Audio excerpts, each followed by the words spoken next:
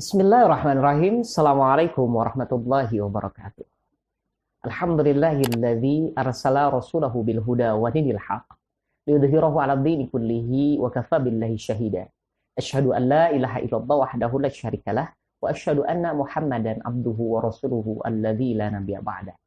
Allahumma anfa'na bima 'allamtana wa 'allimna ma yanfa'una wa zidna ilman nafi'an wa rizqan thayyiban wa halalan wa mubarakan insyaallah bisalimin min amin. Qala rabbi shrah li sadri wa yassir li amri wahlul 'uqdatam min lisani yafqahu qawli. Sahabat ummah yang sangat dirahmati oleh Allah Subhanahu wa taala, alhamdulillah pada bulan suci Ramadan ini alhamdulillah kita di waktu sahur kita mencari sebuah momen yang mana momen ini bisa menjadikan kita semakin bersemangat. Karena kenapa? Karena sukses itu indah. Karena kajian yang akan kita bahas pada kali ini adalah sukses, insya Allah, atas seizin Allah Subhanahu wa Ta'ala. Sebelum masuk kepada sesi kajian kita ini, bagi sahabat Ummah yang belum mendownload aplikasi Ummah, boleh masuk kepada Play Store atau kepada iOS, ketik di sana UMMA, Ummah. Setelah mendownload itu semuanya, kemudian bikin akun di sana. Yang nantinya setelah kajian ini masuk kepada ada yang disebutnya sesi pertanyaan.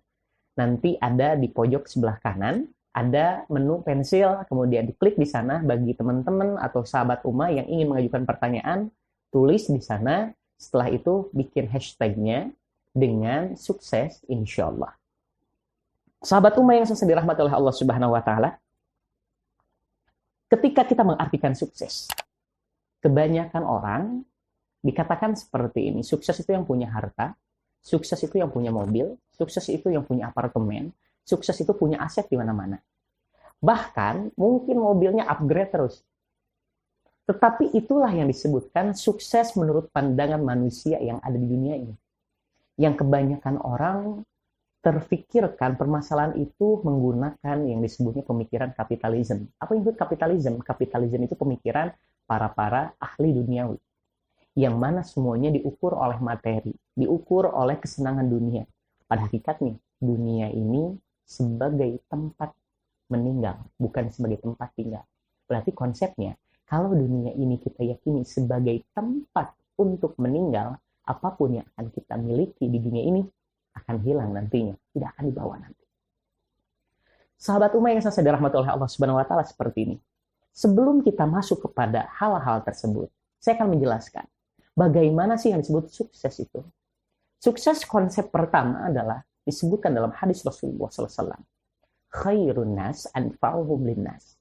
Bahwasannya dikatakan orang yang paling sebaik-baiknya manusia yang ada di muka bumi ini adalah anfa'uhum linnas, yaitu orang yang bermanfaat bagi yang lainnya. Di sini saya akan menjelaskan ada beberapa hal yang mesti kita perhatikan. Di sini disebutkan adalah ada beberapa fase kehidupan atau masa kehidupan yang kebanyakan orang akan mengalami fase ini. Fase kehidupan itu akan dimulai yang pertama dengan masa lalu. Yang kedua adalah masa kejayaan. Yang ketiga adalah masa terpuruk.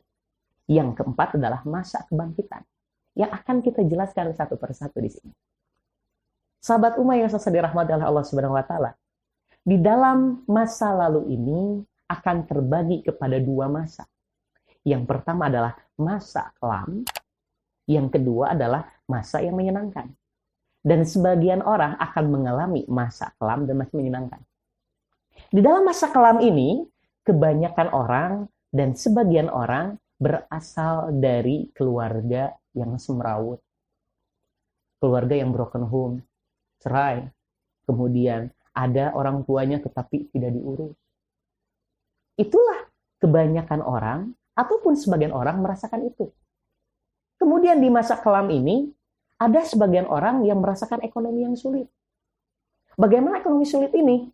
Untuk makan sehari-hari saja dia harus kerja keras. Bahkan mungkin dia berpuasa atau saum. Dalam satu minggu mungkin bisa makan sampai 2 atau 3 kali saja. Ini adalah ekonomi yang sulit. Dan ini dialami oleh orang-orang yang mengalami masa kelam.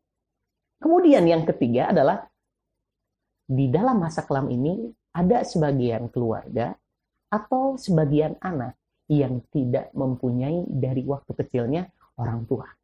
Kalau dalam istilah lain adalah orang-orang yang yatim piatu, anak-anak yatim piatu, yang mana mereka hidup di panti asuhan, yang kebanyakan orang satu nasib semuanya, tidak mempunyai ayah dan ibu.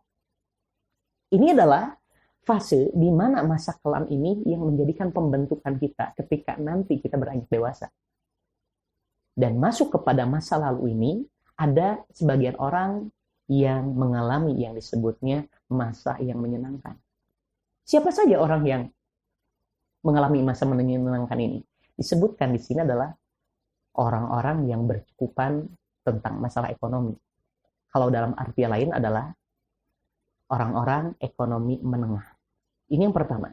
Orang-orang yang ekonomi menengah ini dikatakan adalah orang yang seolah-olah hidupnya berkecukupan untuk makan sehari-hari, tetapi dikatakan mereka mempunyai impian yang perlu diwujudkan mungkin dengan menabung dan yang lainnya. Adapun di sini disebutkan adalah ada orang yang ekonomi menengah ke atas. Atau orang yang dikatakan ekonominya yang bercukupan semuanya.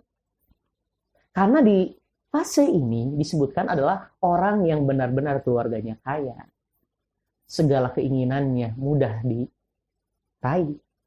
Ketika ingin mobil tinggal beli. Ketika ingin apapun tinggal beli. Pokoknya mudah lah. Karena di fase ini adalah sebagian orang mengalami fase yang menyenangkan ini. Kemudian di dalam fase menyenangkan ini adalah sebagian orang memang mengalami dari keadaan orang tuanya yang dulunya memang meninggalkan harta yang banyak atau keturunan bangsawan atau ningrat. Dalam istilah bahasa kerennya, kalau sampai 7 turunan, keturunannya itu nggak bakal habis-habis hartanya.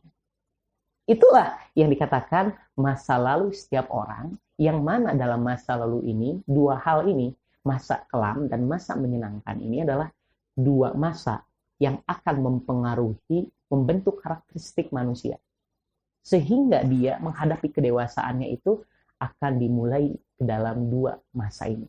Masa yang menyenangkan dan masa kelam. Teman-teman yang saya dirahmati oleh Allah Subhanahu wa taala seperti ini. Dan yang harus saya ceritakan di sini adalah setelah seseorang mengalami masa lalu dan menghadapi kedewasaan, pastilah masuk ke dalam masa kejayaan. Dalam istilah masa kejayaan ini adalah kebanyakan orang atau mayoritas orang, mereka melihat impiannya, tetapi impiannya jauh dari agama. Artinya, pemikiran kapitalisme yang masuk di sini. Kenapa saya memasukkan pemikiran kapitalisme? Karena pemikiran kapitalisme ini yang mempengaruhi kita dalam mindset kehidupan. Seolah-olah dunia ini milik kita seutuhnya, seolah-olah kita akan hidup selamanya. Seolah-olah semua itu diukur oleh materi, seolah-olah itu adalah butuh uang. Tapi hakikatnya apa? Di dalam masa ini, masa kejayaan ini adalah kebanyakan orang yang terjadi dalam masa ini adalah mereka melakukan itu semuanya tanpa memikirkan orang-orang sekitarnya. Yang penting kita punya uang, yang penting kita jadi orang sukses, yang penting kita punya bisnis yang menguntungkan, yang penting perusahaan kita perusahaan yang maju satu-satunya. Yang lain terpuruk, terserah. Makanya di sini orang-orang kapitalisme akan mengajarkan yang pertama adalah study hard. Belajar dengan sungguh-sungguh. Itu selayaknya orang-orang melakukan itu. Ingin mendapatkan gelar S1, S2, S3, profesor, bahkan dikatakan sebagai guru besar, maka dilakukanlah dengan study hard, yaitu belajar dengan sungguh-sungguh. Itu diajarkan oleh kapitalisme.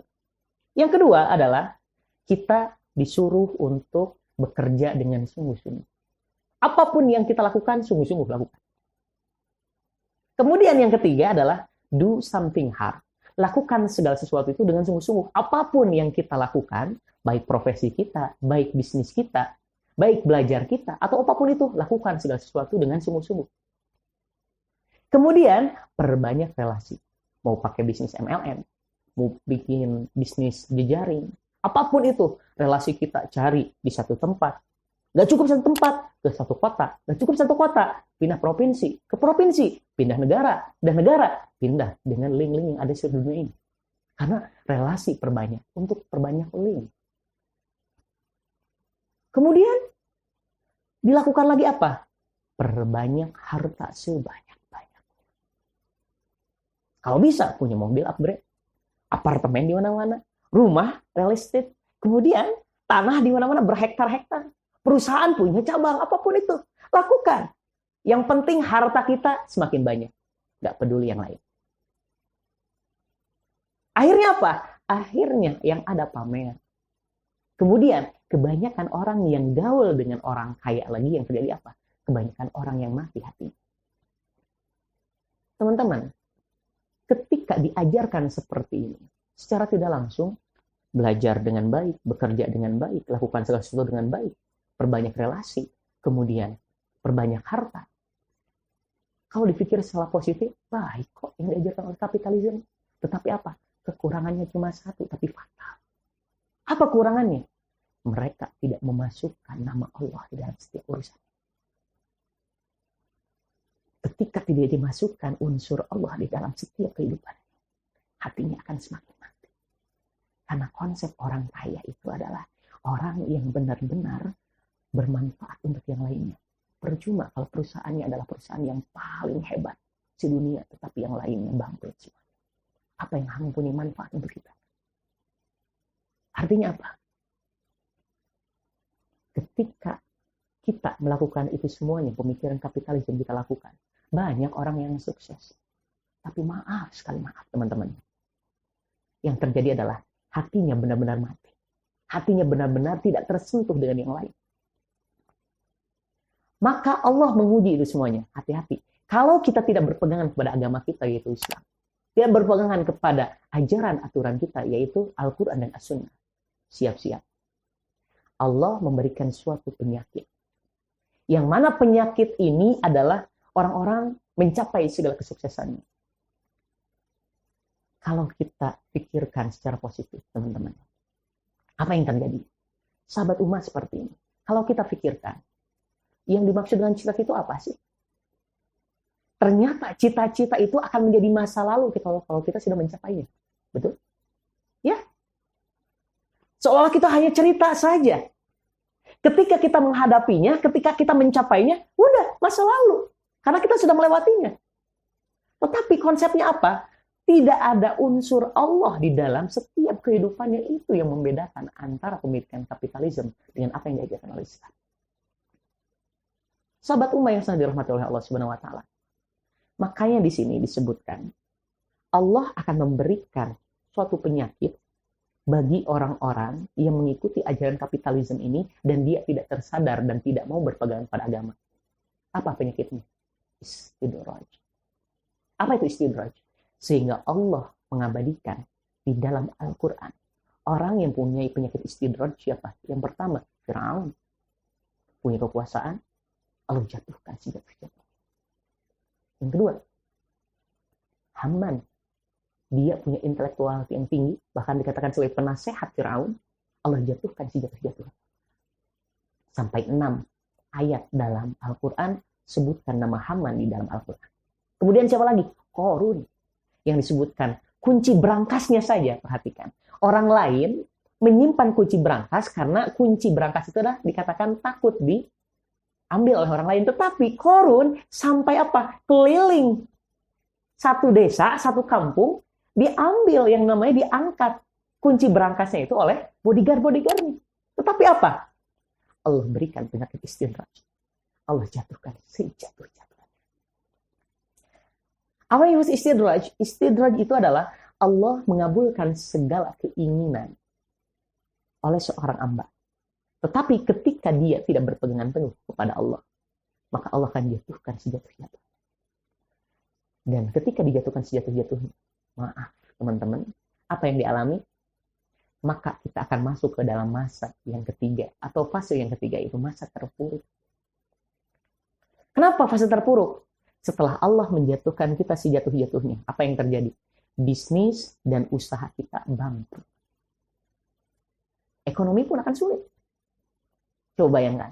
Kalau kita tidak berpegangan teguh kepada Allah, ketika bisnis kita bangkrut, usaha kita artinya tidak dipercaya oleh orang lain, kemudian ekonomi kita akan benar-benar sulit sejatuh-jatuhnya. Banyak orang-orang yang mengalami timbul berbagai macam penyakit. Ujung-ujungnya apa? Stres. Gila. Atau di pucuknya orang yang tidak punya iman, apa yang terjadi? Bunuh diri. Salah satunya. Tahu vokalis Linkin Park, Chester Bennington? Apa yang dia tidak miliki? Hartanya banyak. Asetnya di mana-mana. Tetapi apa? Kenapa dia mengakhiri hayatnya? Kehidupannya. Ternyata yang jadi ukuran bukan harta, bukan ketenaran. Tapi apa? Yang menjadi ukuran adalah bagaimana konsep kita menyadari Allah yang akan menjadi penolong buat kita. Sahabat umat yang sangat dirahmati oleh Allah Subhanahu wa taala. Kemudian di masa terpuruk ini adalah yang terjadi akan timbul masalahnya apa? Problemnya dari family, keluarga. Maaf, ketika ekonomi terpuruk, usaha bangkrut, kemudian kita berpenyakitan, bahkan stres, siapa pasangan yang bisa berdiri stay membersamai kita? Banyak kan orang, mereka mengajukan gugatan cerai. Istrinya meninggalkannya. Bahkan anak-anaknya tidak terurus. Apa yang terjadi? Seks bebas, narkoba, kemudian judi, ataupun yang lain. Itu adalah masa terpuruk. Dan sebagian orang mengalaminya. Kemudian apalagi, kalau yang bekerja, mungkin PHK, putus hubungan kerja, atau dipecat. Karena kenapa? Karena dulunya mendapatkan segala sesuatu mudah, nyicil, ngutang, kredit. Sekarang mau bayar pakai apa? Kemudian ketika tidak punya pegangan yang begitu erat kepada Allah, apa yang terjadi? Yang terjadi adalah putus asa. Dan solusi yang menurut mereka itu baik, mengakhiri hidupnya, ternyata mereka tidak berpikir panjang. Ternyata ada kehidupan sebenarnya setelah kita mati. 2 kali kita menghadapi yang disebut kegagalan. Kegagalan di dunia, ketika diakhiri, emang di akhirat tidak ada ahkamul hakimin. Yang dikatakan hakim yang sangat bijaksana, yaitu Allah Subhanahu wa taala. Allah akan mempertanyakan segala apa yang kita pernah lakukan di dunia. Teman-teman dan sahabat umat yang sangat dirahmati oleh Allah Subhanahu wa taala. Kemudian kalau sudah terpuruk, what the next solution from Islam? Solusi apa yang ditawarkan oleh Islam? Islam hanya mengajarkan yang pertama adalah sabar. Kenapa sabar? Yang perlu disebutkan oleh kita adalah sabar itu menerima segala sesuatu dari Allah secara ikhlas tanpa ada batasan waktu. Betul, orang sabar itu artinya selalu dibarengi dengan segala sesuatu yang tidak enak. Apa salah satunya? Dibarengi ketika orang-orang ingin mencapai puncak sabar adalah di dalam Al-Quran, surat Al-Baqarah, ayat 155. Allah berfirman, A'udzu billahi minasyaitonir rajim. Wala nabluwannakum bisyai'in minal khaufi. Allah barengi kesabaran dengan ketakutan. Takut anak tidak bisa makan. Istri tidak bisa diberi nafkah. Kita mencari kerjaan seperti apa? Wal ju'i, kelaparan. Takut segala sesuatu yang kita lakukan adalah kita tidak bisa memberi keluarga kita yang terbaik. Wa naqsim minal amwal, kekurangan harta. Kita punya uang dari mana kalau kita nggak kerja seperti ini? Kita melakukan hal apa kalau kita tidak punya ekonomi yang begitu sulit pada saat ini? Wal anfusi, tidak percaya diri. Karena kenapa? Karena banyak orang yang merasa dizalimi oleh apa yang kita lakukan ketika dulu mengikuti ajaran-ajaran kapitalisme ahli dunia. Wattamarat, kita kekurangan buah-buahan, artinya cadangan makanan kita sudah tidak ada. Tapi ingat, wabasyiris sabirin, maka beritahukanlah oleh engkau, yaitu Muhammad SAW, kabar gembira ini kepada orang-orang sabar. Perhatikan, yang ngasih tahu kepada kita adalah orang-orang sabar, Nabi kita, Nabi Muhammad. Secara logika, kita dikasih tahu oleh gubernur, kabar gembira. Senang nggak? Pasti senang. Karena sekalipun gubernur, orang yang terpandang. Kemudian dikasih kabar oleh presiden. Senang nggak? Senang. Karena yang mengasih kabar kepada kita adalah orang nomor 1 di negara kita. Ini. Orang manusia sempurna yang Allah ciptakan di semesta alam ini, bahkan langit dan bumi bersujud untuk menyembahnya, untuk benar-benar memuliakannya. Siapa? Nabi kita, baginda Nabi Muhammad SAW, memberikan kabar gembira kepada orang-orang sabar. Wajar kita lapar, wajar kita takut, wajar kita tidak percaya diri, karena kita harus membangkitkan itu semuanya. Wajar kekurangan pangan, karena kita harus membangkitkan itu semuanya. Kemudian apakah cukup itu solusi dari Islam? What the next solution from Islam? Maka masuklah di masa kebangkitan. Islam mengajarkan di masa kebangkitan tidak jauh, karena pemikiran kapitalisme itu sebenarnya pemikiran yang diambil dari nilai-nilai keislaman. Apa yang dilakukan Islam? Sama seperti kapitalisme. Study hard, kemudian bekerja dengan sungguh-sungguh, do something hard, kemudian perbanyak relasi, kemudian miliki harta sebanyak-banyaknya yang bermanfaat, yang bisa diinfakkan, sedekahkan, diwakafkan. Bedanya apa? Bedanya memasukkan nama Allah di dalam setiap urusan. Itu yang pembeda. Artinya, belajar kalau tidak ada nama Allah, maaf, seperti Haman jatuh. Bekerja kalau tidak ada niat unsur Allah, tidak akan jadi ibadah. Lakukan segala sesuatu kalau tidak ada unsur Allah, kita akan menabrak apa yang haram, apa yang syubhat. Tidak akan bernilai apa? Segala sesuatu itu harus bernilai berdasarkan ridha Allah. Kemudian perbanyak relasi. Benar-benar teman-teman yang mendukung kita menjunjung visi dan misi ketauhidan, visi dan misi Al-Quran dan As-Sunnah. Bukan hanya memperbanyak harta. Tetapi apa? Tetapi saling membantu.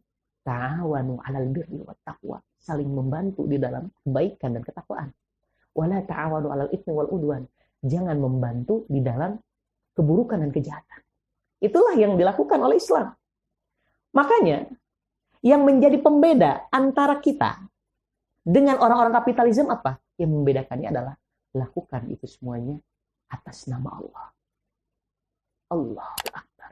Berarti konsepnya Allah lebih besar dibanding apa yang ada di semesta alam ini. Kalau kita merasa kemiskinan kita itu lebih besar masalahnya dan kita pikirkan berarti secara tidak langsung, kita telah memikirkan solusi kita lebih besar dibanding Allah. Tetapi siapa yang penolongnya? Allah. Kemudian apa yang diajarkan oleh Islam setelah kita melakukan itu semuanya? Solusi yang diajarkan oleh Islam adalah kita harus yakin dengan takdir Allah. Apa yang disebut konsep takdir Allah ini? Takdir Allah ini terbagi pada dua. Ada takdir yang tidak bisa dirubah, yang disebutnya takdir mutlak. Yang kedua adalah takdir yang masih bisa diikhtiarkan. Apa yang disebut takdir mutlak? Contohnya adalah kelahiran dan kematian seseorang. Itu tidak bisa dirubah. Tetapi takdir ikhtiar ini adalah kita berusaha sebaik-baiknya dengan tujuan bahwasannya Allah yang akan menjadi penolong dalam setiap apa yang kita lakukan. Teman-teman yang sesat dirahmati oleh Allah Subhanahu wa taala, dengan cara apa kita mengimbangi takdir Allah ini? Dengan cara husnudzon. Maka konsep husnudzon ini bukan hanya berprasangka baik, ternyata ada tingkatannya. Apa yang dilakukan dalam husnudzon ini? Pertama, positive thinking. Berpikir positif. Jangan melakukan segala sesuatu ketika kita hijrah mulai dari nol, seolah-olah kita melakukan itu semuanya sudah tidak ada harapan. Positive thinking berarti di sana ada ujung yang harus kita capai. Kemudian apa lagi dalam husnudzon konsepnya? Berkata dengan baik. Berarti berkata jujur, berkata amanah, berkata apa adanya. Bukan seperti dulu membohongi klien-klien kita agar mendapatkan segala keuntungan yang kita inginkan. Hanya ingin memperkaya diri kita. Tetapi apa? Kayakan umat kita ini. Kemudian yang ketiga adalah bekerja dengan baik. Makanya konsep husnudzon itu berpikir baik, berkata baik, dan bekerja dengan baik. Tidak cukup ketika kita meyakini takdir Allah dengan husnudzon saja. Kemudian apalagi yang diajarkan oleh Islam? What the next solution from Islam? Islam mengajarkan bahwasannya aktifkan kembali hal-hal yang dulunya kita dinonaktifkan. Apa yang harus kita aktifkan? Yang pertama adalah fisik. Coba kaji kembali. Apakah visi selama hidup kita ada yang melenceng dari jalan Allah? Bukan berarti mulai dari nol lagi, tetapi tolong luruskan, refresh kembali. Visi yang jauh dari jalan menuju jalan Allah, delete. Kemudian apa lagi? Aktifkan misi kita agar menunjang visi kita. Karena itu semuanya berhubungan untuk kita. Kemudian apa lagi? Aktifkan kembali kolaborasi kita. Cari partner-partner yang terbaik pilihan Allah. Tidak mungkin Utsman bin Affan sampai memiliki perusahaan sampai sekarang berjalan atas apa yang diamanahkan kepada orang-orang yang menjalankan bisnisnya. Bukan orang-orang yang satu visi dan satu misi dengan Utsman bin Affan. Berarti berjalan 1400 tahun sampai sekarang, berarti orang-orang yang menjalankan bisnis Utsman bin Affan berarti orang-orang yang amanah. Sahabat umat yang saya dirahmati oleh Allah Subhanahu wa taala. Selain visi kita aktifkan, selain misi kita aktifkan, kemudian kolaborasi kita aktifkan, apalagi? Action kita. Lakukan segala sesuatu yang benar-benar berdasarkan Al-Qur'an dan As-Sunnah. Kalau haram, tinggalkan. Tidak banyak pertanyaan. Jangan takut tidak dapat klien. Salah satu contoh saja ketika kita berdagang. Pas adzan maghrib, Allahu Akbar, Allahu Akbar. Apakah kita berani untuk menutup warung kita?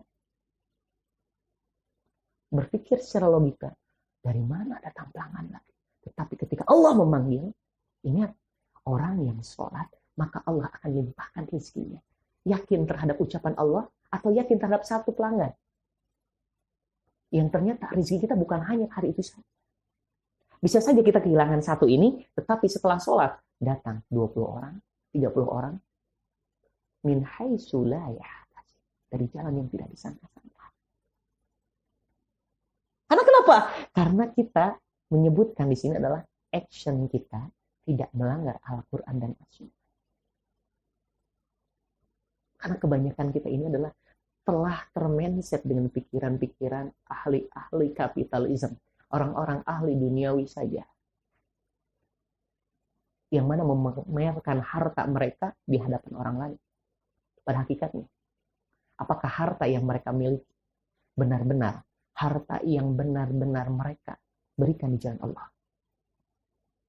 Dan teman-teman, solusi yang diajarkan oleh Islam terakhir adalah lakukan sebelum visi, misi, kolaborasi, dan action itu adalah minta doa restu kepada kedua orang tua kita.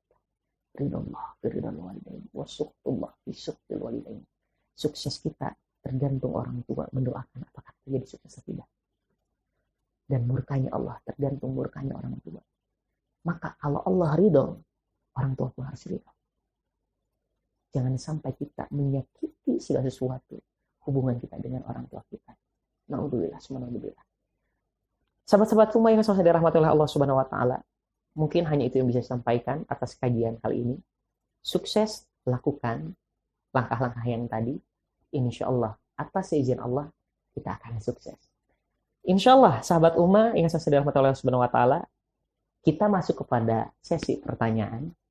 Sahabat Ummah yang saya dirahmati oleh Allah Subhanahu wa taala, di sini telah masuk beberapa pertanyaan. Wah, Masya Allah. Banyak ya. Saya akan bacakan dan insya Allah saya akan menjawabnya.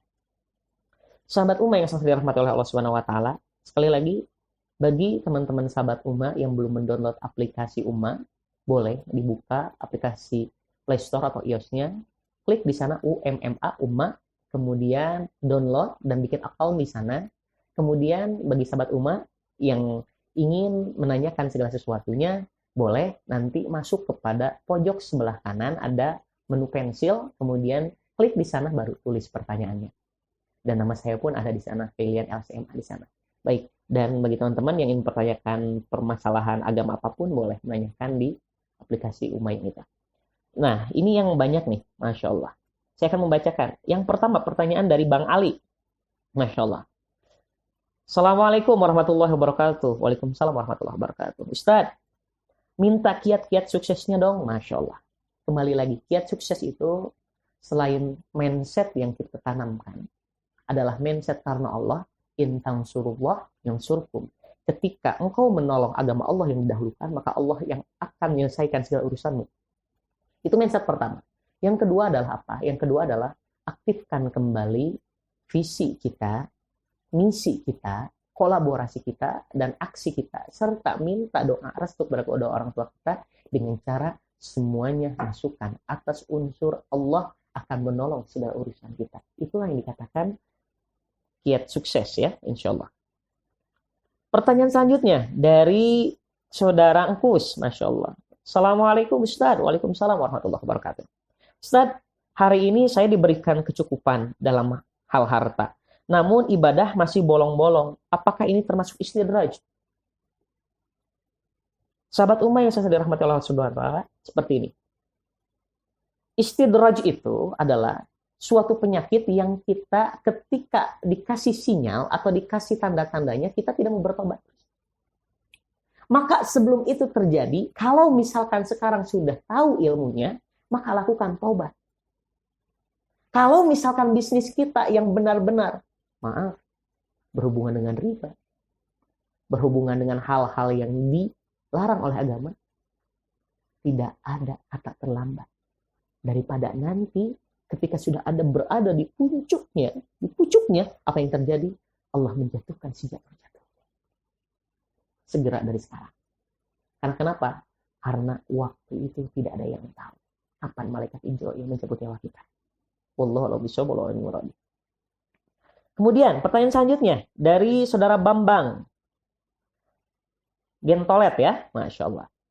Ustaz, Assalamualaikum, waalaikumsalam warahmatullahi wabarakatuh. Saya ingin sukses di dunia. Apa boleh, Tan? Masya Allah. Boleh, siapa yang nggak boleh? Tetapi yang konsep yang sempurnanya adalah Rabbana atina fid dunya hasanah wa fil akhirati hasanah. Jadi kebahagiaan sukses itu bukan hanya dunia. Kalau teman-teman atau sahabat ummah ingin sukses di dunia, berarti nggak percaya pada hari akhir. Justru yang diperangi oleh para nabi sebelumnya adalah salah satu yang harus ditanamkan dalam diri kita adalah kita percaya pada hari akhir. Adanya kehidupan setelah kehidupan kita di dunia. Sehingga suksesnya menjadi sukses dunia dan akhirat. Masya Allah. Baik. Kemudian pertanyaan selanjutnya dari saudara John. Masya Allah. Assalamualaikum Ustaz. Waalaikumsalam. Ustaz, tips-tips dan cara agar meraih ridho Allah dunia akhirat. Masya Allah. Ridho Allah dunia akhirat cukup. Hanya dua konsepnya. Jalankan segala perintah Allah, jauhi segala larangan Allah. Cukup dengan sana, insya Allah kita akan hidup sukses di akhirat. Mudah kok. Lakukan yang diperintah, jauhi atau tinggalkan yang dilarang. Insya Allah kita akan sukses di akhirat. Kemudian, pertanyaan selanjutnya dari Kak Baim ya, Masya Allah. Assalamualaikum Ustaz. Waalaikumsalam warahmatullahi wabarakatuh. Ustaz, pendapatan saya pas-pasan. Pas butuh mah ada ya. Masya Allah. Itu hebat banget ya. Masya Allah. Sering merasa kurang. Bagaimana supaya tidak kufur nikmat? Konsep seperti ini. La in syakartum la azidannakum wa la in kafartum inna adzabi lasyadid. Allah menjelaskan konsep jika engkau bersyukur, aku akan benar-benar tambah. Konsep tambahkan di sini bukan bertambah bilangan saja. Kesehatan yang kita alami sampai saat ini, bayangkan teman-teman yang sedang dirawat di rumah sakit. Yang dulu kalau misalkan kita tahu virus yang benar-benar melanda seluruh dunia ini, tetapi kita masih diberi kesehatan sampai sekarang, tidak terkena virus corona. Apa yang terjadi? Itu udah rasa syukur kita. Ketika Allah berikan kesehatan, meskipun harta kita tidak cukup di sini, artinya tidak mendapatkan hal yang berlebih dalam masalah harta, tapi masalah kesehatan, Allah berikan kecukupan. Masih bisa makan, berarti itu adalah rezeki dari Allah. Apa konsep yang diberikan oleh Nabi kita, Nabi Muhammad SAW, dalam melihat keadaan?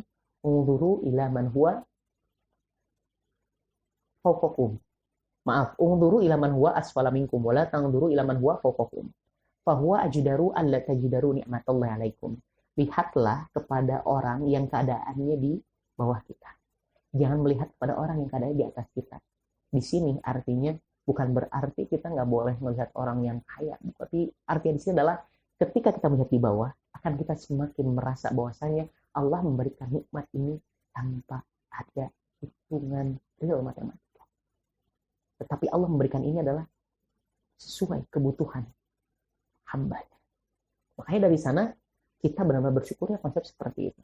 Berikan kesehatan, berikan tetangga yang baik, diberikan anak yang sehat, anak yang soleh, itu adalah salah satu rizki. La azidannakum, kami yang akan benar-benar menambahkan. Tetapi wa in kafartum, itu nggak disyukuri, Allah akan cabut semuanya. Karena dunia ini sebagai tempat untuk meninggal, bukan sebagai tempat tinggal. Wallahu a'lam bishawab, wallahu a'lam. Baik, sahabat Ummah yang sesat dirahmati oleh Allah Subhanahu wa taala. Demikianlah kajian pada kali ini, insyaallah. Bagi sahabat Ummah yang mungkin nanti mengunjungi YouTube-nya, jangan lupa download aplikasi Ummah sekali lagi. Kemudian jangan lupa, karena kita di rumah saja, stay at home, jangan lupa cuci tangan, ikuti aturan pemerintah, agar kita benar-benar dengan kita di rumah saja, kita memberikan manfaat untuk teman-teman yang lain. Khairun nas anfa'uhum linnas. Saya Felian, wassalamualaikum warahmatullahi wabarakatuh. Kita terlahir untuk mencari jalan yang lurus. Dalam mendapatkan pengetahuan, dalam mencari pengalaman,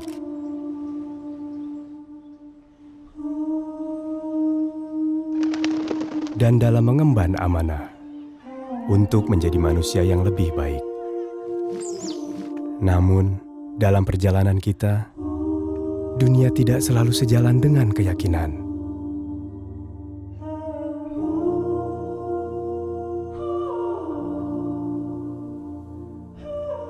Zaman mendatangkan beragam pilihan.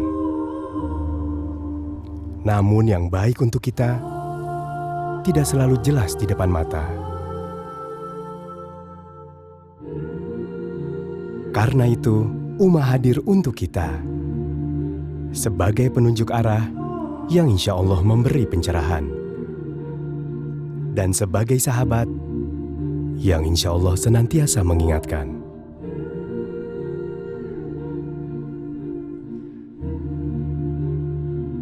Dalam perjalanan kita pulang